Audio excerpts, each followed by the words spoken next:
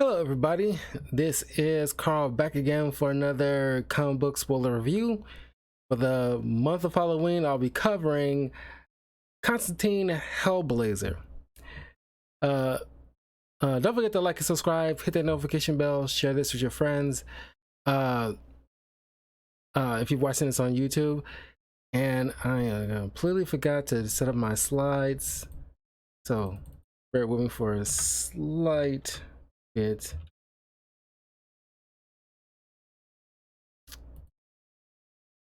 So,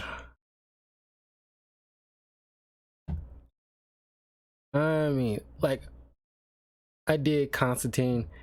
Is a fun character, and kudos to Matt Ryan, who really made this character pop.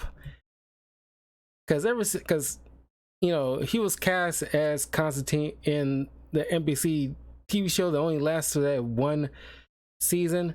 But ever since he was on like the CW DC shows, and then eventually every animated DC property that has him in it, he's always the voice actor. So kudos to him for really making that character like like his own. It's kind of like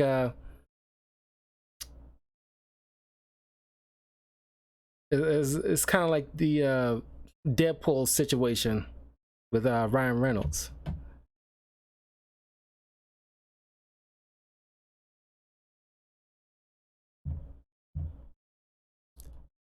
Okay.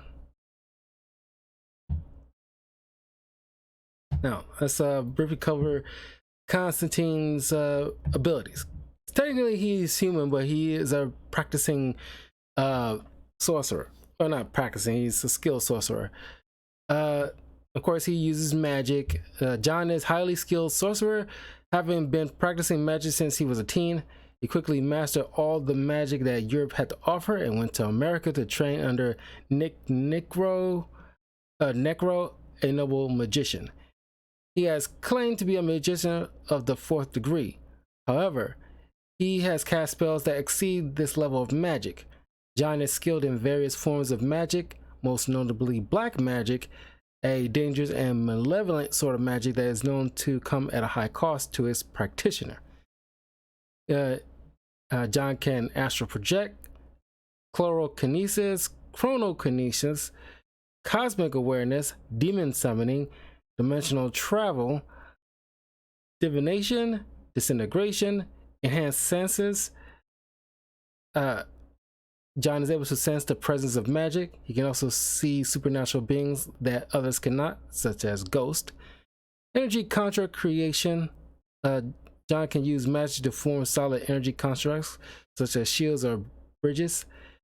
Energy projection, Eldritch blast, electro blast, pyrokinesis, exorcism, illusion casting, infection. John can cast a spell that allows him to poison the ice in a person's drink, killing them. Invisibility, mind control, necromancy, power absorption, pyrokinesis, thermal blast, sigil magic. John is able to project a powerful magic sigil that he claims is powerful enough to kill a god. Spirit ward creation, telekinesis, teleportation, telepathy. Other notable abilities: deception. John Constantine is an excellent con artist and negotiator. These skills are often more useful than his magical ones. Constantine faces most of his challenges relying primarily on his cunning skills. Escapology, hand-to-hand combat, very basic. Hypnosis, indomitable will. John possesses the willpower to resist being possessed by a dead man and was not corrupted by Pandora's box. Intimidation, investigation, multilingualism. John speaks some amount of French, though he claims the only thing that stuck from his French classes was "Elle est nous sommes." This was probably a lie. He also knows a little of British Sign Language, which he learned when he met his son Noah. Occultism, prestidigitation, and singing. He was in a punk grunge band called Mucous Membrane. Weaknesses: cancer. Constantine has unspecified cancer that was once held at bay by demon blood until it was extracted out of him by Upside Down Man. When Upside Down Man was off, I remember reading comics because the Justice League Dark was dealing with the Upside Down Man. That dude is freaky. But I don't know if like the cancer is in the current comics is like a thing anymore. There's always been a thing in the past, but after a certain point, I think people kind of either forgot or just tossed that away altogether. Anyway, Constantine the HellBlazer. Hold on a second.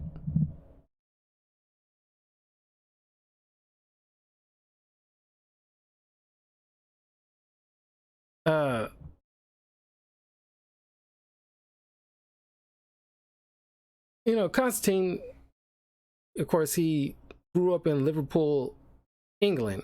He eventually moved to America.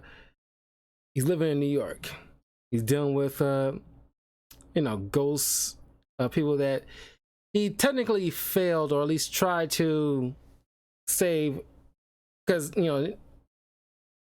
it's always like nobody really likes I won't say nobody likes hanging out with John Constantine, but you gotta, when it comes to John Constantine, there's gotta be like a, be friends with him at your own peril kind of situation. Because, normal people especially, they always, walk away with John Constantine, just upset even knowing him. Because John, does, the right thing. He wants, like, he's dealing with like some kind of demonic entity or something to try to save a city or the world or something of that caliber. There's always coming at some kind of cost. And as I read, it's always like, because it's dealing with like, black magic for most of the time than any other magical being that's not a villain. It's always like some kind of, cost. And his friends usually, just like, I do not want to deal with this guy. And he's always like just a complete asshat. But he's kind of like a fun asshole. But a lot of people end up paying the price in some shape or form. These poor souls are those who John could not save or had to, like, end up, dying as a result of him trying to do the right thing. So essentially, his literal ghost haunting him. So while John is heading to a bar trying to, just grab a drink, and he's hitting on this, or at least the bartender is also, hitting on John. And just want to put a point here, in case you do not know, John Constantine is bisexual. And unlike most people from the LGBTQ plus community and, comics in the past handful of years, it's not like, this is what I appreciate about stories like this, where they handle it in a just organic way, where they don't make a big show of it. I always make like a point about that, because it's not like I dislike, making characters from LGBTQ plus community. That's all well and good, but I don't like the idea of when people try to be all showy about it. Because CW, as I make a point about that, they're like a prime example of people who, like, or at least like a network, just like, oh, look at us, we got like a trans person as like a superhero in our like a Supergirl team. And it's like, look at us kind of attitude. And it's like, okay, sure, good job. But it's like, do you want a cookie for that? It's not like, it's not the first time there's a person from that community has ever been on television before. You don't deserve like an Oscar for that.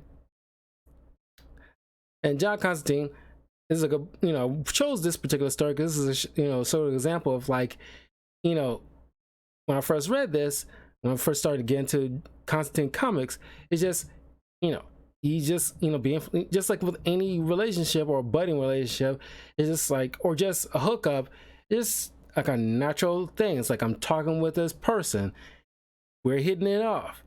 And there's another panel where they end up spending the night together, and it just happens. It's fluid conversation. It's nothing, cliche, pandery, over the top about it. It's just a natural conversation with two people, and they just happen to be of the same sex. Anyway, as these two, like, just like getting really chummy, here comes this demon named Blythe, who shows up needing John's help in a particular situation, but she ends up like hooking up with him that evening because really want to sense the agreement, like, hey, I need your help. And I thought like it'd be easier if I like just lay with you, so that way you'd be a little bit more cooperative. I really like this. She takes him to this club. I'm gonna bring this up a bit. I get based off the 9 Circles of Hell. And it's pretty much like a kind of like a theme bar kind of situation, like a interactive theme kind of situation. Each one based off just your interests, the Circle of Limbo. There you got of course lust, and each one's based off the what you expect from like Dante's Inferno, of his interpretation of what the levels of hell supposed to look like. You got gluttony, of course you got heavy set people just eating up like a whole smorgasbord full of food. Greed, anger, heresy, violence. You got people with like swords and shields and stuff. Fraud, and then finally treachery. And before they get into like Blythe's well, Blythe is technically like middle management essentially. She has like a business partner that she technically once dealt with because she's wants to run this whole entire organization herself. However, she tells John like, oh, there is some, she tricks John saying like, oh, there's some imp infestation that keeps popping up and harassing her customers. But it's all a lie, and because John's wondering like, why can't you just handle it yourself? There's just imps. But as she points out, like, well, upon my escaping hell, I'm forbidden to use any I don't know if it's spells or just like banishing spells or something like that. Otherwise, if she do, she's immediately drugged back to hell. And so John, not appreciating being conned like that, because it's ironic for somebody who constantly cons people to suit his needs. The fact that when the tables are flipped, he gets a little butthurt about it. So he tries to banish this manager for her that she's trying to usurp, and he pretends like, oh my god, like I forgot the words, and I was like, it pretends to be scared and not able to perform or things like that. And it's just like, oh, for God's sakes, John. And she finished the incantation for him, and then she's starting to get sucked back to hell. It's like, well, technically I didn't do it, you did it for me, and since you cast the spell, Now you gotta have to get drugged back to hell because you broke your, pact. And of course she's like just furious, so she gets drugged back to hell. Not because John just doesn't appreciate being played. But then John is going through the streets after his one of the ghosts that he's constantly in communication with, named Gas, an old childhood friend of his, is explaining to him that the ghosts around him are getting killed. And of course, John doesn't really buy that because, like, you're already dead. You can't get killed twice. But he sees one of the spirits, this little punk rock kind of kid, gets disintegrated. And so now he's, going through certain spots in the city, trying to figure out, okay, what the heck is going on, and try to see if there's any kind of he's trying to look for a heightened source of spiritual energy where like enough ghosts would probably sprout from, or at least like, a certain location where strange ghostly apparitions know to populate. So he goes to this creepy lanky guy named Mr. Rumors, which John is very weary about, because ever since John got into this business, this guy has not aged not a single day. And he's very creepy, and nobody knows who this guy works for. And every time John, because when John tried to investigate about this, his eyes was like bleeding for a week. So he eventually just gave up on the search. But this guy gives John a bit of information, and he ends up going to this old rundown convenience store where John places a sigil to finally bring forth this entity that's causing the ghost harm. And it's just a enormous tentacle blob thing with a skull face that ends up killing Gas in the process, which upsets John, in the fact that this is John acts like he doesn't care, but he still cares about he keeps people at arm's length. He cares still. Then John starts reminiscing about old childhood friends, one being Georgina and her friend what's her name?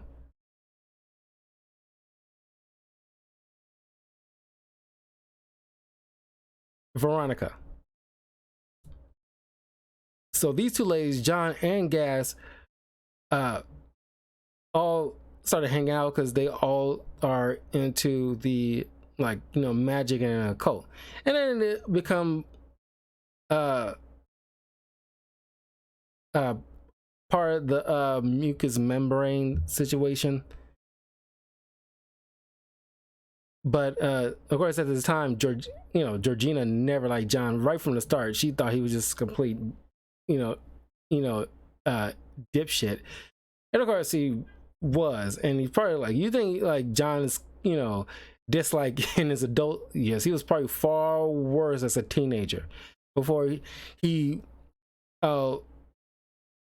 learned, because his childhood was kind of crap. His mom died giving birth to him. His father blamed it on him. He, it was abusive. So of course he grew up, kind of into this whole grunge era rebellious stage. And once he got into the cultism, there's this whole thing about Newcastle, where this young girl was he's trying to save this young girl from being attacked by this demon or this possession or something like that, but in a result trying to stop this demon, this little girl ends up getting dragged to hell, and has always haunted John Constantine ever since. Matter of fact, and no, I'm kind of like butchering that story quite a bit.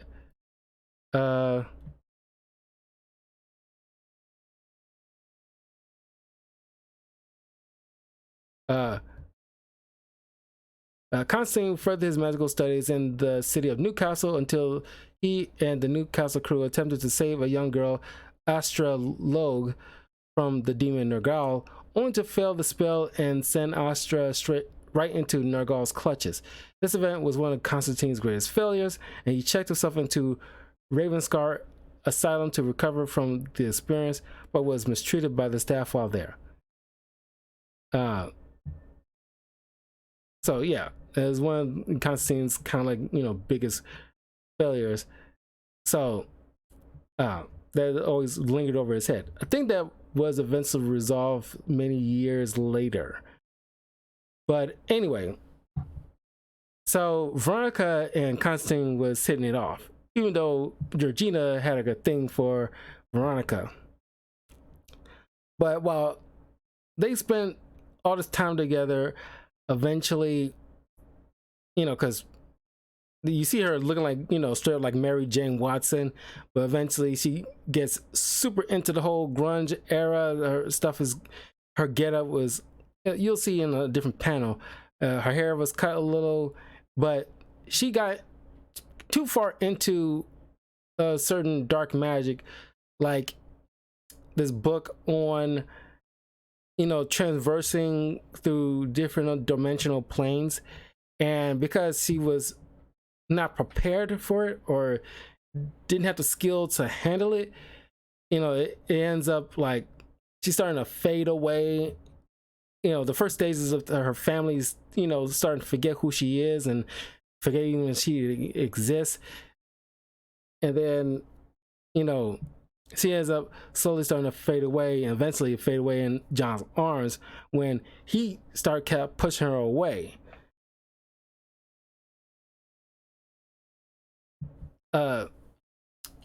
He then meets up with, in present day, he meets up with Georgina. Right now, she's an adult and she's working for MI6 in their occult bureau. Oh, and by the way, I just want to point out, this is written by James Tynion IV and Ming Doyle, and it was the artist. Because every once in a while, you know, like on rare occasions, I keep forgetting to point out the artists. And I tried not to.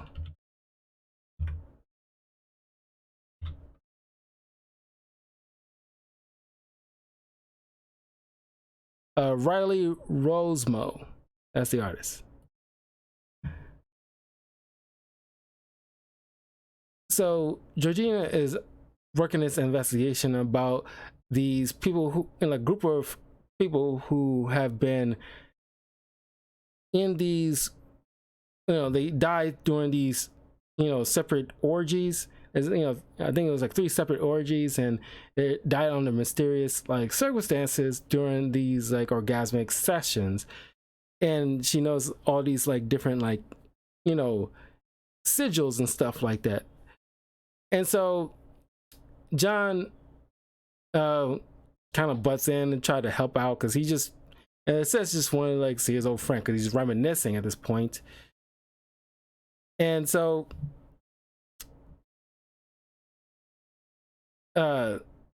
this also, you know, kind of brings up all these old memories for John. And of course, Gaz has always been, it took him a long time until he realized in his adult years how John is pretty much just like a broken person. And of course, in his younger years, he's like, oh, John's not too bad once you get to know him, kind of thing. But John, you know, wanted taking it upon himself to handle things because, like, oh, I know better kind of attitudes. Kind of kind of arrogant in that way, but this puts him in a certain dangerous spots where he gets in over his head. It's, you'll think he learns from certain mistakes. Sometimes he does, sometimes he doesn't. Here, while he talks to Georgina on the phone, like, I already found the person responsible, like, I'll handle this for you, don't worry about it. And of course Georgina's like, no, wait till me and the backup get there, don't do anything. Of course he's just like walks on in, and you realize, because they assumed it was a succubus, but it's an incubus, and incubuses are male succubi as opposed to succubus, which is female, but they both do the almost the exact same thing. They prey on the life force of people during sexual congress. And so this incubus is trying to steal John trying to stop him, but he gets overpowered by this incubus. And then Georgina shows up in the nick of time and kills this thing. And it turns out Georgina set up John because she knew that he would not help himself by trying to step in and try to handle things on his own. So just to lure out this incubi, she comes in and just immediately takes it out. Because, she to this day don't like John. And the fact that what happened to Veronica, she completely blames him for all that. But in a way, by extension, she blames herself because she also kind of pushed her away in her time of need when she probably should have been there. And here at this point, it's like, well, before, like, younger Zatanna, which is another comic that I'll be doing a review on for the channel pretty soon, was about to come up on stage. John was like, at this point, was like, like want to show off his magic skills. He's like really like feeling himself, but he's like, spiraling in a way. And it's like, he's always like drunk or doing all this other stuff. And of course, now Veronica is completely like, messed up just being around this guy. He wasn't a good person. I mean, he's kind of better, arguably, in his adult years, but man, as a teenager, he was. You feel bad for him because he came to this world and not a good fresh start, honestly. But instead of taking responsibility and try to make something of himself and try to like try to like overcome these kind of obstacles, he just let it kind of beat him down in a way. So Veronica, wants to get out of this because she has feelings for John, but she just wants to get out of it. Of course, John at this point is like, oh, so now you just want to you get off this fun carousel that we're on, so fine, like go run. I don't want you, I don't need you, kind of situation. But as a result, instead of helping her, because she's just a woman who was crying for help, and her supposed boyfriend John, refused to acknowledge her feelings and her fear, and Georgina pushing her away just probably out of sheer jealousy, thinking like maybe she was, Veronica abandoned her for John, so she didn't bother to like be empathetic and thinking like, oh well, this is your own fault kind of situation, and not realizing the severity of what's going on. So she ends up fading away into nothingness. It's the kind of thing that kind of really fractured any level of relationship they all have with each other. And going down this memory lane, John gets ambushed by this monster, and it turns out this monster is Veronica, that she was pulled into a other dimension where she was infected over time and turned into this amorphous blob thing. John managed to banish away temporarily, but now he needs to go find Georgina in order to get her help in order to deal with Veronica. But he has to figure out like what led her to become this, and he finds the book. He gets Georgina involved, and of course she was hesitant at first on assisting John in any kind of way because she does not like him. But she agrees eventually. But she had to find out in the thick of it that this creature was Veronica this whole time, which further infuriates her. Infuriates her at John's deception.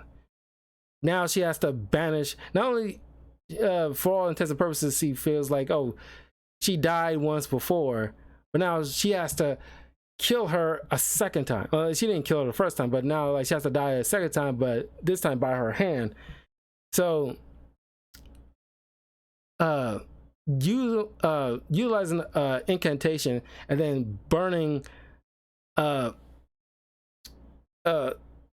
this book that Veronica used all those years ago finally eventually released her spirit. But this, cinches it for Veronica. It's like, I do not want anything to do with you, John. Do not darken my doorstep ever again. And that's usually how a lot of people want to walk away, ends up walking away from John, using some facsimile of those words.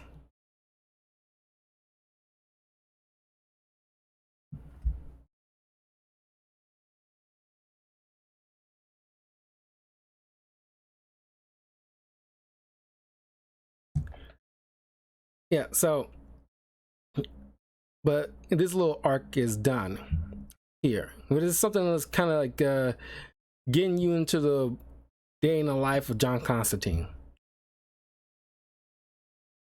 and how his tumultuous relationships with people end up being.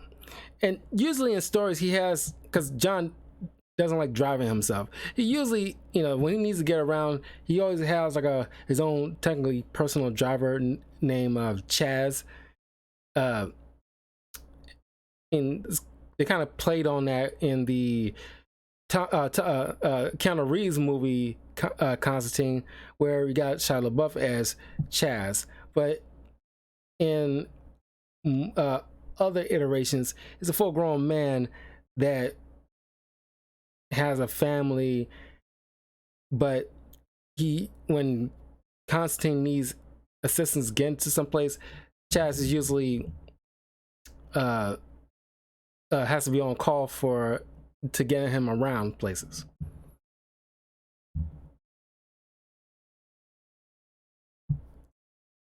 So after this point, John is just set up his own website, for people to reach out to him if they have like weird magical situations that need to be handled, whether it's ghosts or demonic presences. Even if it's like no matter how small it is, it always ends up in kind of like a funny situations, like him going to some kind of toy store where all these little imps that he's getting like a big net just to try to gather them up. But and that's how he usually make his money. He's pretty much like a solo Ghostbuster. But all the while he's going all through the city, stopping all these little mystical crimes. Because I guess because it's New York City, and I guess it's one of those things where like the city's so big, you end up bumping into a person that you've seen once before. So he ends up constantly seeing from across the way the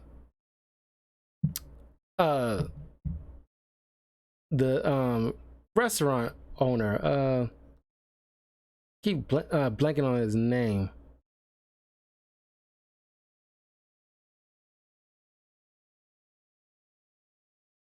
Oliver. Yeah, his name is Oliver. And Oliver actually has used to be married and had a 2 daughters, but you know they separated and got you know, he has like, you know, shared custody. You know, he gets on one he gets his daughters on weekends and things like that. And I guess you can infer that these two separated when Oliver, you know, probably came out and realized his, you know, own sexual identity, and you know, the split was probably the most amicable it can be. So, but you don't know. You never meet the ex-wife or dive too further into that. You can just infer from how things are. So he ends up finding out John's place. I guess he looked up John's website, I guess, but shouldn't have his address though. But whatever. He ends up meeting John at his place with a bag of food, and they end up spending the night together. And of course, John hesitates. He's been hesitating every time he sees Oliver pop up here and there. He knows that, okay, I cannot get innocent people too close to me, because, you know, they end up paying a price for certain mistakes that I make, or somebody try to get at them through me. You get to me through them. But try as he might, he has a thing for this guy, so he's like, you know, F it, kind of thing. Like, I'm hungry, he has some, so, you know, let's see where it goes, kind of thing. Then the next day, Swamp Thing just shows up in his bathroom, you know, asking for John's help in these in this mystery that he needs solved. And of course, he wasn't John's first choice, because Swamp Thing doesn't like hanging, you know, coming to John for anything, because he's like, what, his 5th or 6th person that he tried, you know, like he chose to reach out to, because the others were too busy or whatever. Because in Central Park, couples who's trying to like make out and have some intimate time, you know, in the park, ends up getting attacked by these turns out to be tree nymphs.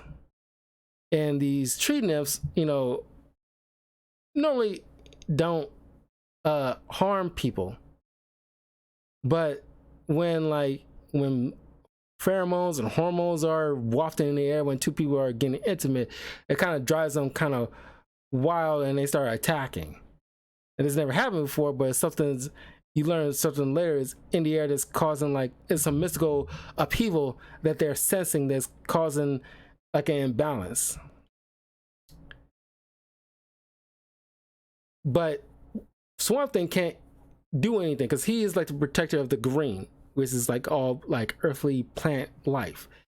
But in Central Park, he somehow is getting like blocked off. So he told John to take certain spores off of him and enter the park and plant them in strategic areas, so that way he can just find his way past this mystical barrier. And so he tried.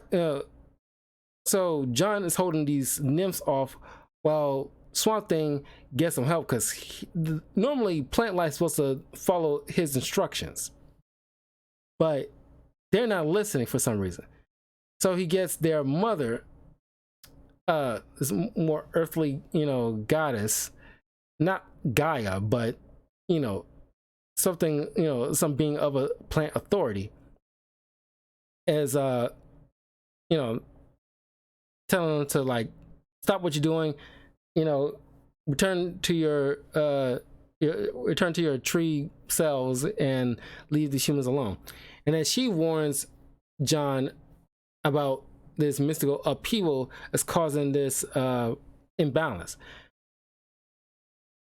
And Swamp Thing is trying to warn Constantine that, like, hey, that guy you're with, it's not a good idea for you to involve him in your life, knowing how things end up with you. Of course, John, it's like not really listening, but he knows he's right. But then he gets a call from Papa Midnight, who's another person of the occult, profession, kidnaps Oliver and has him tied up by this chicken rooster snake thing, and is forcing John to help him seize control of his place of business. It's kind of like a club situation where, all supernatural beings come to congregate.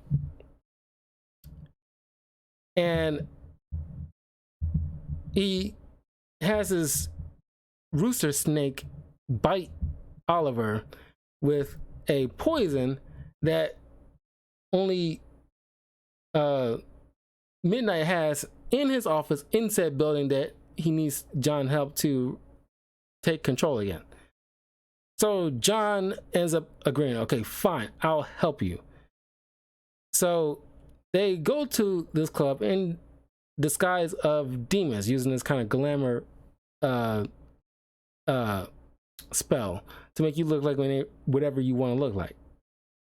So that way they can waltz on in, and knowing that from many times in the past, John was able to sneak past Midnight's defenses, that he has like several of different things that, cause all different types of horrors and traps of all mystical means that you wouldn't be able to get to him without his say so.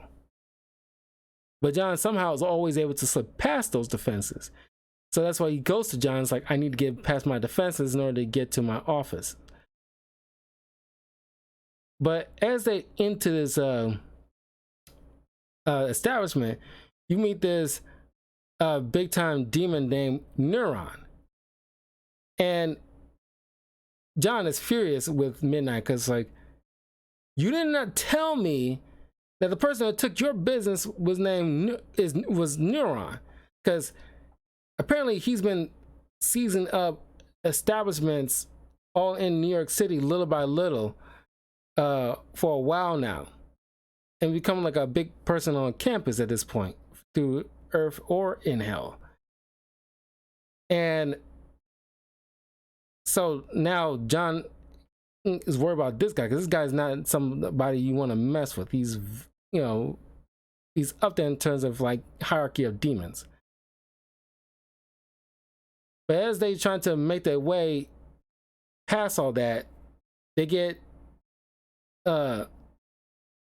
ambushed, and it turns out the person that Mr. Rumor was working with was Neuron. That's how like Neuron became like such like a big deal, and John was having a hard time figuring out who he was working for, because it was somebody on this level.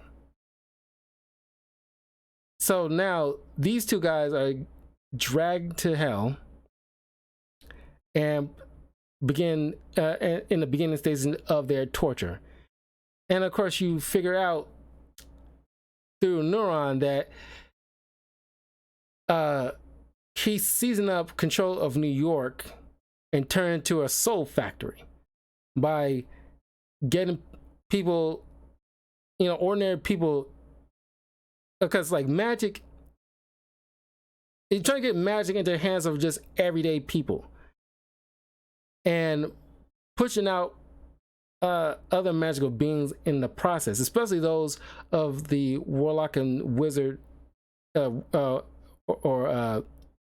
warlock or witches profession. Because he figures like, oh, because souls are pretty much like a big currency in hell, and the more you have, the more you look like Jeff Bezos down there.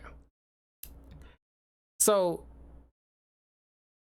his plan was to, okay, how many people would easily trade their souls to wield magic they know they probably won't be able to handle, and people will pay out the yin yang for it, including their souls.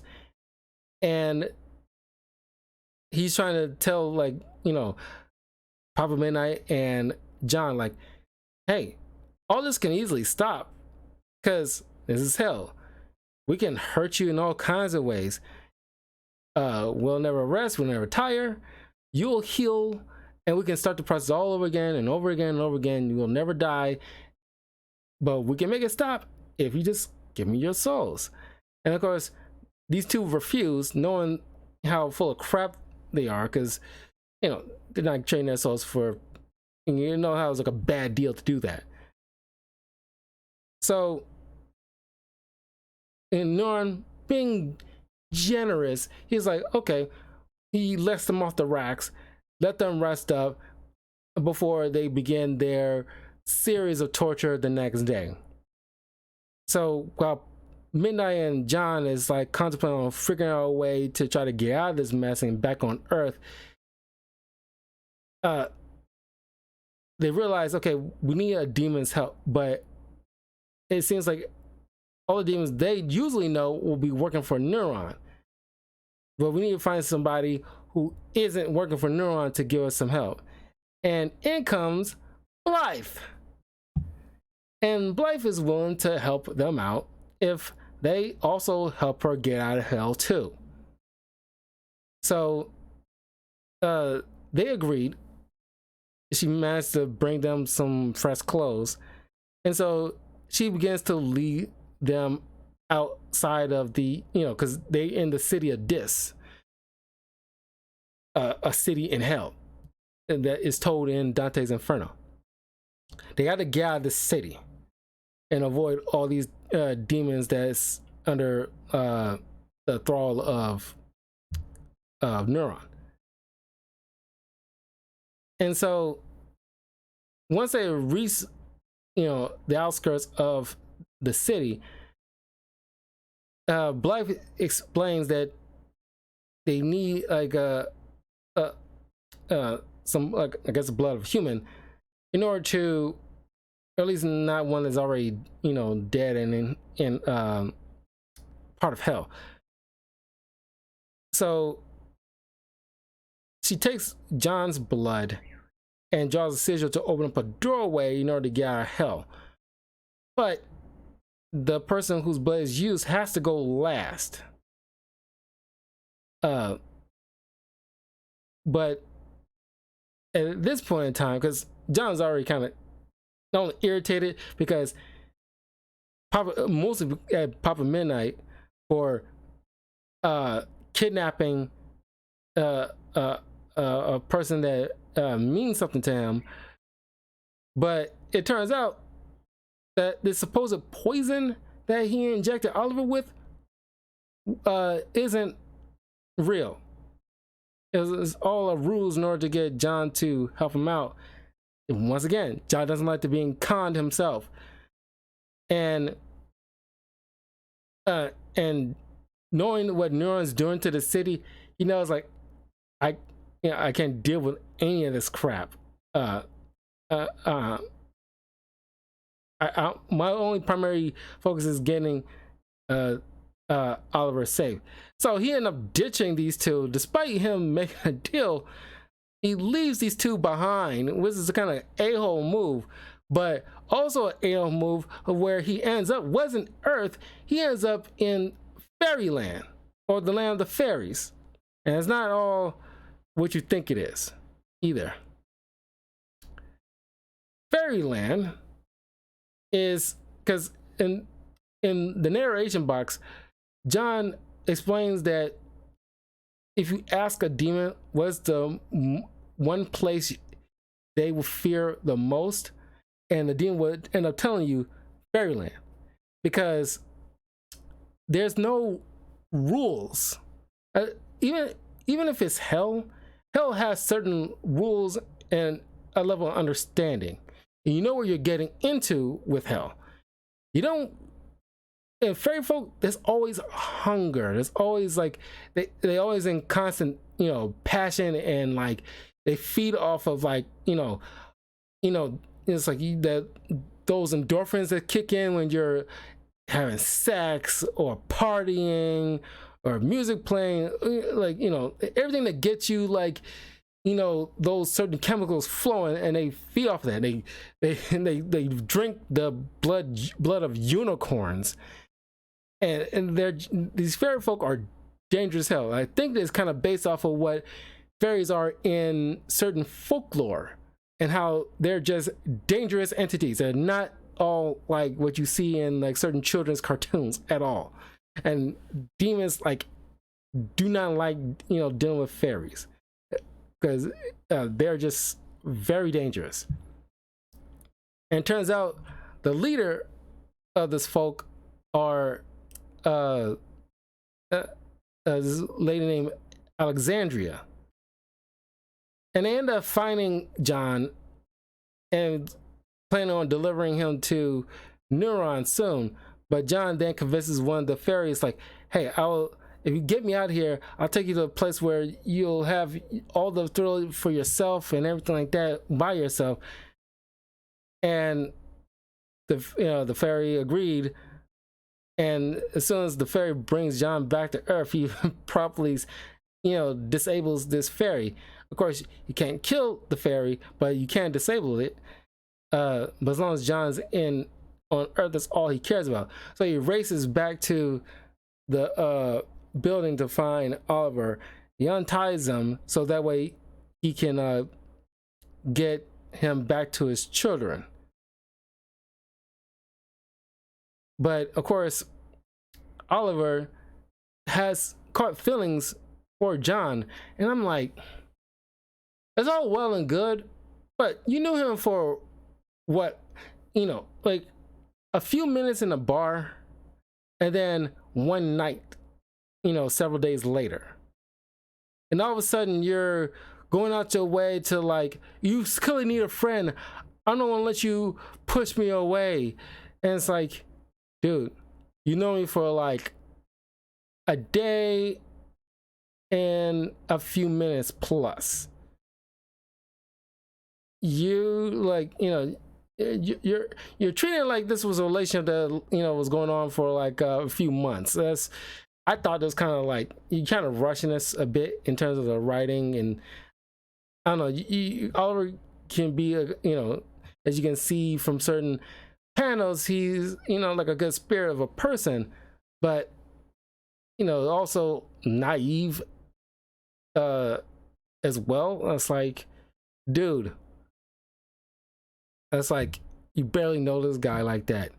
Just look after your kids and be done with it. You're here, you're safe, but you're going out your way to like, oh, like I got feelings for him. I'm not gonna push him away because that's what good friends do, and blah blah blah. And it's like, okay, dude, that's what I'm saying. Like, you barely know him. Like, you going all the way to the nth degree for this dude. And of course, John just decided, like, no, keep away from me. Stay with your kids. Don't come near me. He's doing the whole Old Yeller thing. Like, I don't really care for you. Stay away. Blah blah blah. John then, knowing what Neuron's planning on doing in the city, knowing like I don't know anything, I don't know how to deal with all this. I don't have the power needed to deal with somebody on this level. So he goes to LA to talk with Gabriel. Now, I did my review on HellBlazer Lucifer, and I'm pretty sure this probably be the same Gabriel as it was in that one. I could be wrong, but Gabriel here is part of those little social elite, I guess, because he is responsible for making all like the movies and TV shows that brings joy to people. Kind of ironic given the fact that HellBlazer also has Lucifer in LA. So whatever. But he tells John, like, look, that's not my responsibility. I love the art design for Gabriel, because it's like he's like pearly white in a way. He has like a glow aura about him, which I appreciate. I think it's probably like a little over the top with the halo, but everything else, I was like, okay, cool. Or at the very least, it's like, I guess maybe we get the privilege of seeing the wings and the halo. I'm not sure about everybody else, the ordinary people. Maybe they just see like just an ordinary person, but he's floating down from the different level of the building. But you know, whatever. But he explains to John, it's like, look, I don't want your stuff spilling over into my city. Okay, it's not my responsibility. But you know, hey, like, good luck with all that stuff. Which is kind of like effed up to think an angel would say, at the very least, knowing that a demon will try to turn like an entire city into a soul factory. You could offer up some advice or say like, hey, I know an angel that could probably, or hell, you can talk about like, hey, my brother Lucifer can, who's like literally like, you know, in the middle of the city. You can go to him, tell him about this whole thing, and because he's a big dog, or him or Mazikeen is a big dog in hell, they could put a stop to, or at least, well, it's hard to say they would, Mazikeen would actually put a stop to it, but I don't know. But at least offer some form of assistance in order to deal with something that's probably out of John's, you know, area of power. And then he's cause constantly coughing. It's kind of made me laugh here. And John's like, "Oh, for bloody sake, you don't even have any lungs. Why are you coughing?" So it's pretty funny. But he's leaving, you know, to a nearby bar because he's distraught because like this supposed angel ain't helping me out on this. So I'm at my wit's end.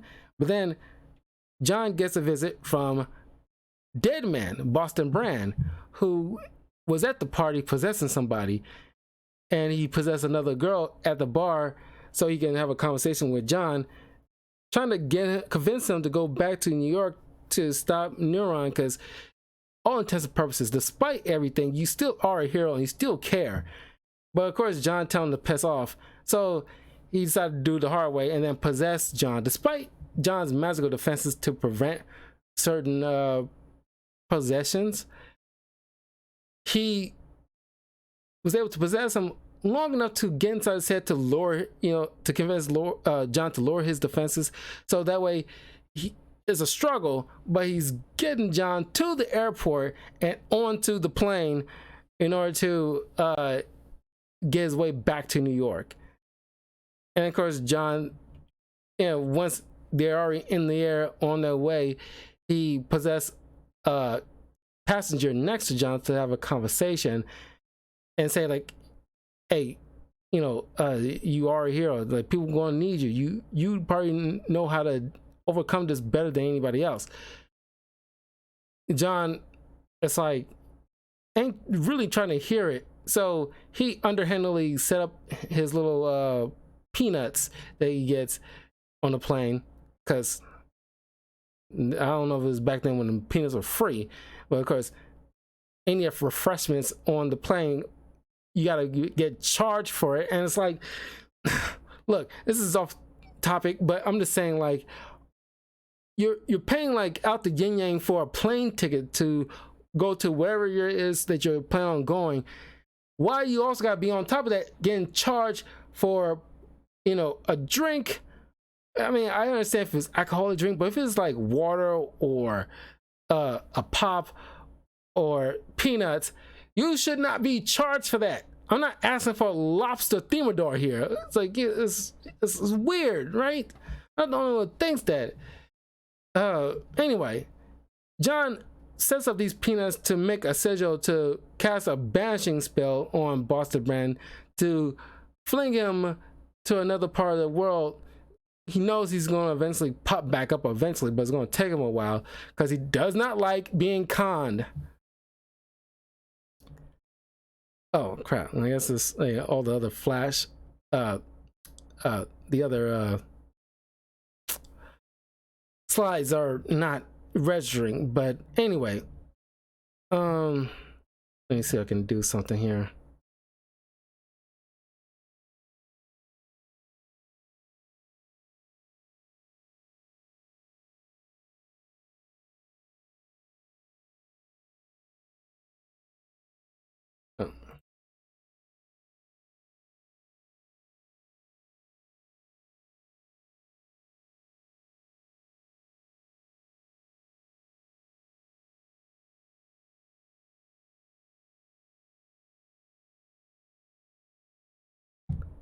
Oh, okay. I didn't even.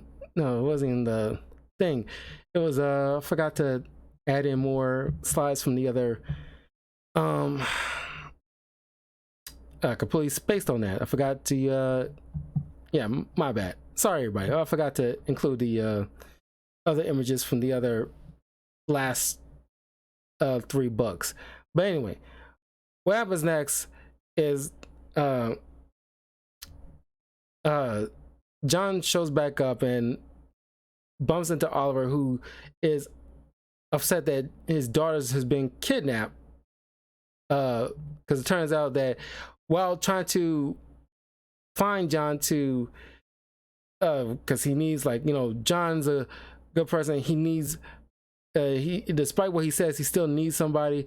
He leaves his daughters in the care of what is supposed to be like the normal babysitter's roommate, but the babysitter is not, available to come look after his daughters at the last minute, and the wife is can't take them because she already had plans and busy somewhere and can't pick them up. So he gets this roommate to look after them for a couple of hours, but it turns out to be Blythe, who her and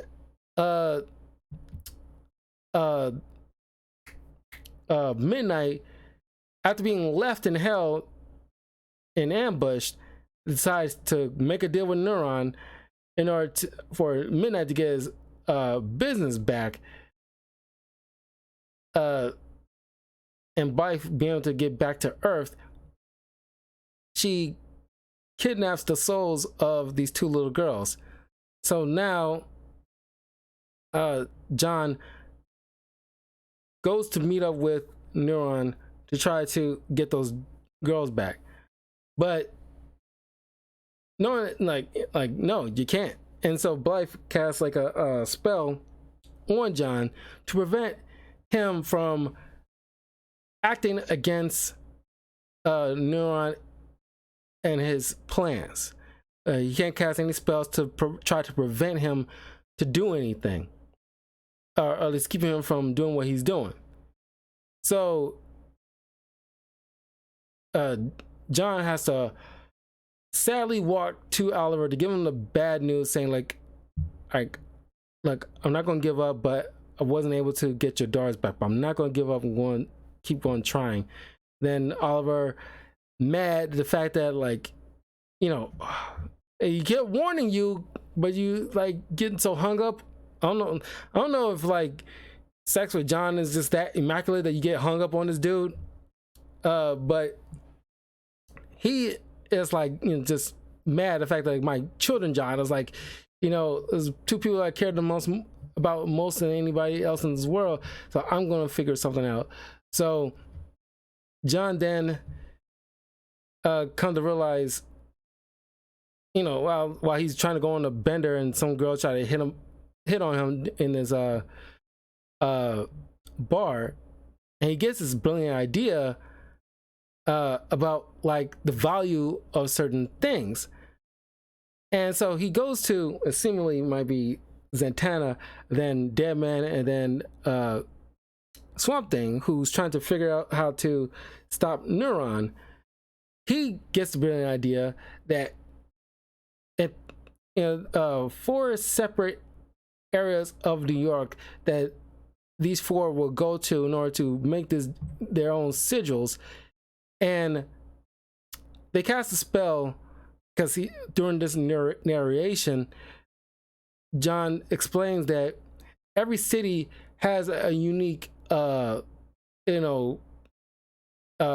to it, where you get that every time, even if you're going on vacation somewhere, that homesick need, that's the city calling back to you kind of situation. And the thriving of the metropolitan areas, and like the party scene, and the ambition, the drive, all that stuff that makes a city lively, that's what gives the soul of the city itself.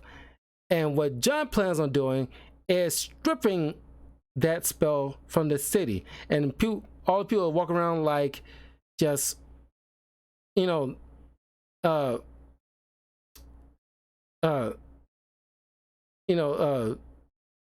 what's the saying that the lights are on but nobody's behind the wheel kind of situation.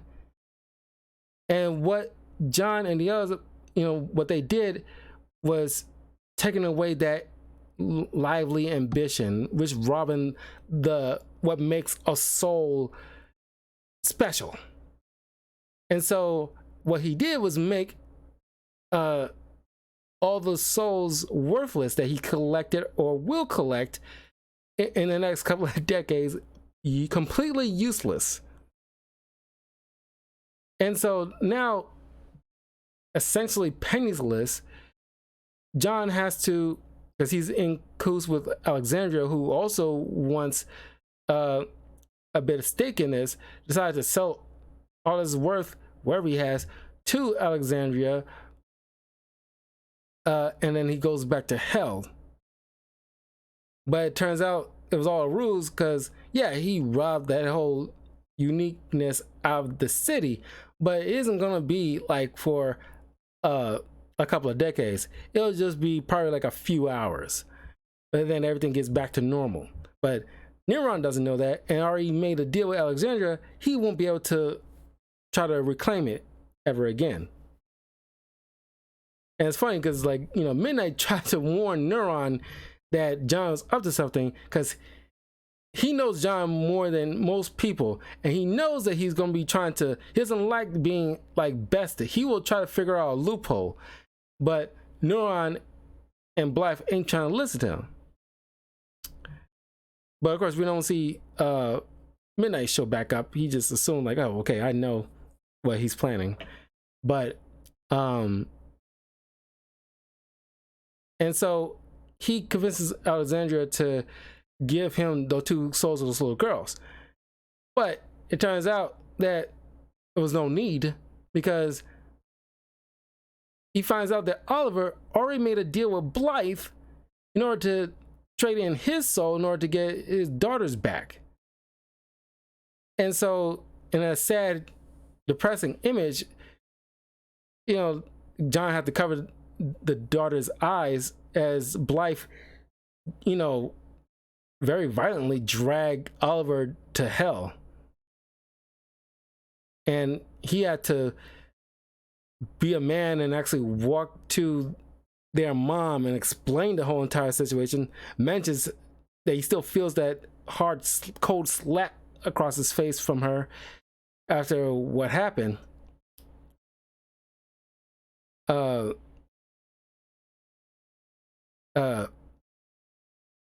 But essentially that's the end of it all. John